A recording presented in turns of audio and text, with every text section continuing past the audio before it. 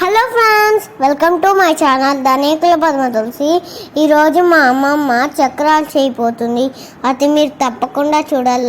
3 గ్లాసులు బియ్యానికి 1 గ్లాసు చట్నీ పప్పు వేసుకుని పిండి పట్టించుకుని దాంట్లో కారం, ఉప్పు, వాము కొద్దిగా నలిపేసి కొద్దిగా నువ్వులు కూడా వేసుకుని నూనె మరిగేటప్పుడు 2 స్పూన్లు నూనె మరిగించేసి వేడి నీళ్ళు గోరువెచ్చగా వేసి కలిపితే ఆ పిండి బాగుంటుంది అనమాట. చక్రాలు మనకి గుల్లగా వస్తాయి అన్నమాట, మెత్తగా ఉంటాయి, బాగుంటాయి.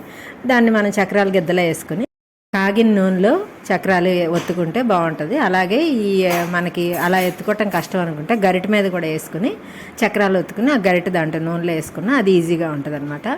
తర్వాత ఈ కొంచెం గోల్డెన్ బ్రౌన్ కలర్ వచ్చిందాక ఏగితే తీసేసి అవి చాలా మెత్తగా బాగుంటాయి అన్నమాట. పిల్లలకి మనకి వాళ్ళు ఇంట్లోనే ఉంటారు కాబట్టి అడిగినప్పుడల్లా మనకి చక్రాలు పెట్టుకోవచ్చు.